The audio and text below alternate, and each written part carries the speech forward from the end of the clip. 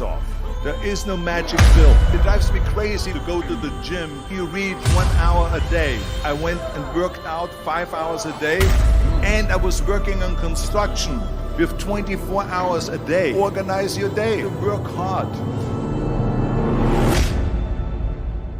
I'm here to talk about success.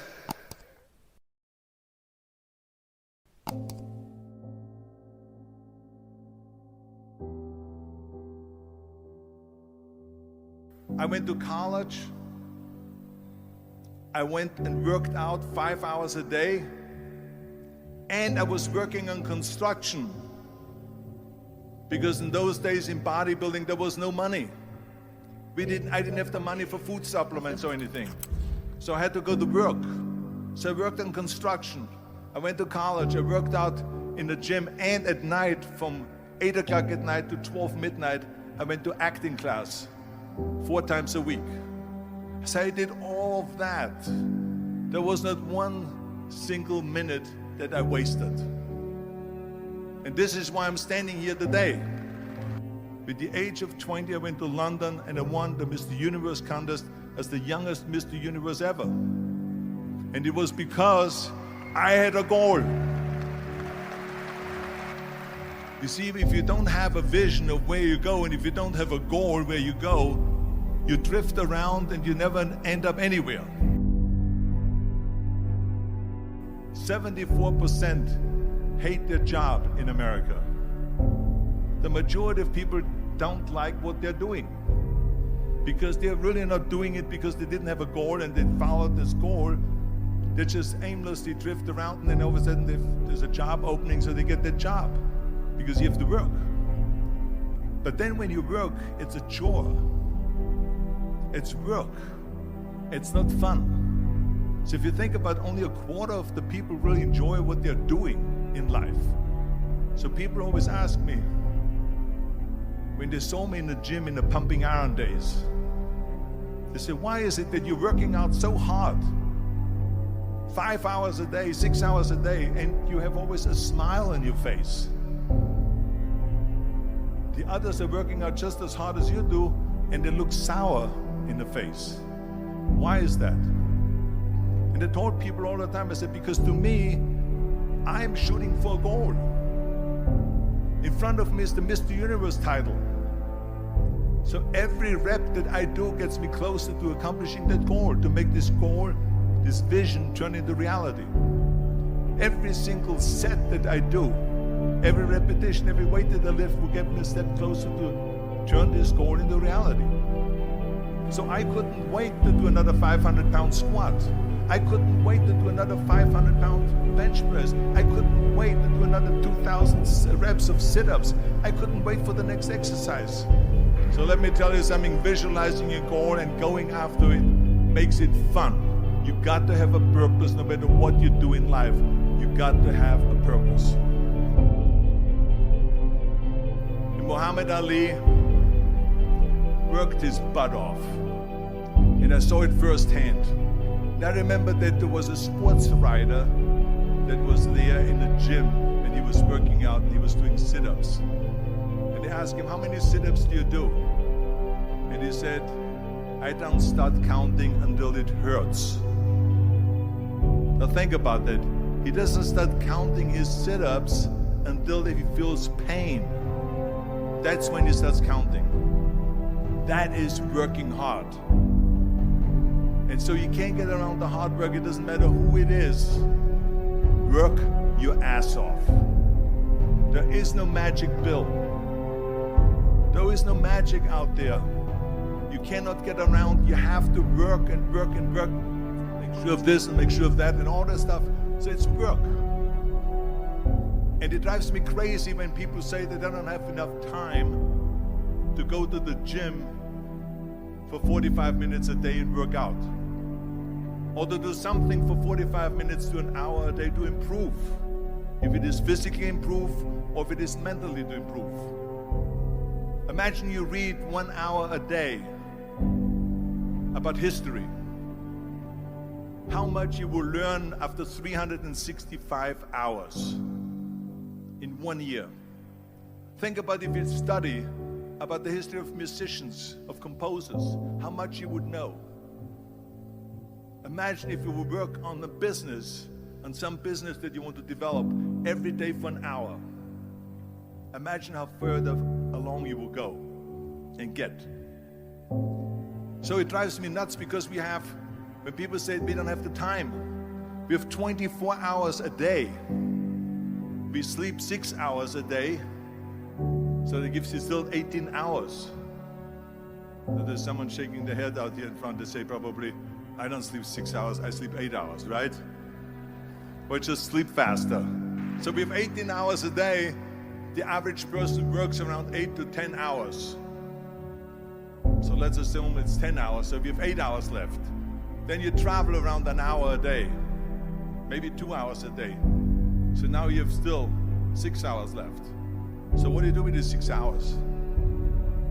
What do you do with these 6 hours? Then we eat a little bit, then we schmooze a little bit, talk a little bit to people and all that stuff. But you can see how much time there is available if you organize your day. So you got to work hard. I hate plan B. And I tell you why. Because we have so many doubters, as I've said earlier, the no-sayers. We have so many of those people that say no and you can't do it, it's impossible. That is okay because we just turn off, as I said earlier, and we listen and we hear the no being a yes. You can't do it, you can do it, and all of that. So that is possible to do that amongst all the negative people around you. But when you start doubting yourself, that's very dangerous. Because now what you're basically saying is that if my plan doesn't work, I have a fallback plan, I have a plan B. And that means that you start thinking about plan B, and every thought that you put into plan B, you're taking away now that thought and that energy from plan A.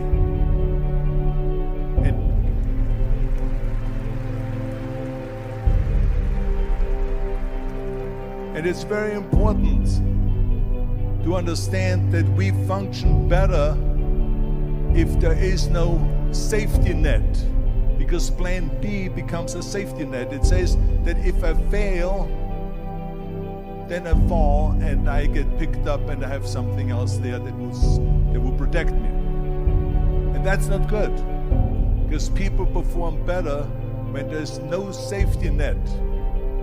People perform better in sports and everything else if you don't have a plan B. I'm telling you, I've never ever had a plan B. I made a full commitment that I'm gonna go and be a bodybuilding champion. I made a full commitment that I'm gonna be in America. I made a full commitment that I'm gonna get in the show business and I'm going to be a leading man. No matter what it takes, I will do the work.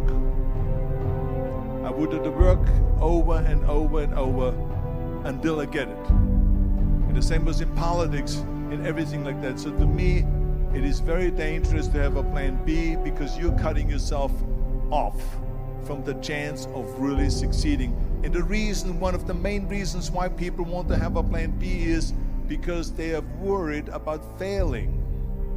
What is if I fail, then I don't have anything else? Well, let me tell you something, don't be afraid of failing, because there's nothing wrong with failing. You have to fail in order to climb that ladder. There's no one that doesn't fail. Michael Jordan said in one of his interviews, when they said, "You're unbelievable, you're the greatest basketball player of all times." I mean, tell me about that. And he says, well, you're just mentioning the successes. But he says, for me to become the greatest basketball player, I missed 9,000 shots when I was playing basketball at the NBA games. So during these games that he was so successful, he missed 9,000 shots. Does it make him a failure? No. He's one of the greatest basketball players of all times, but he failed 9,000 times. Do you get it? We all fail. It's okay.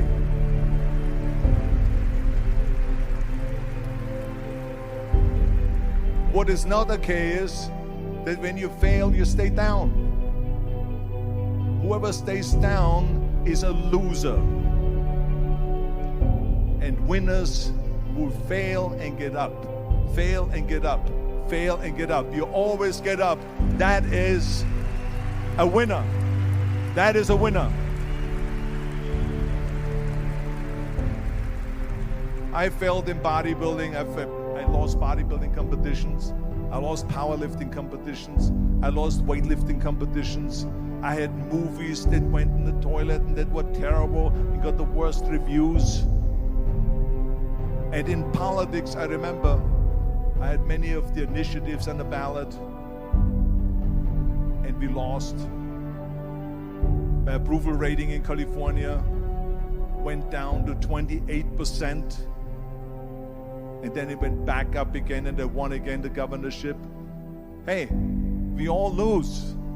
We all have losses. This is okay, and this is why I say don't be worried about losing, because when you're afraid of losing, then you get frozen. You get stiff, you're not relaxed. You got to be, in order to perform well in anything, if it's in boxing or if it is on your job or with your thinking, is only happening when you relax. So relax. It's okay to fail. Let's just go all out and give it everything that you got. That's what it is all about. So don't be afraid to fail.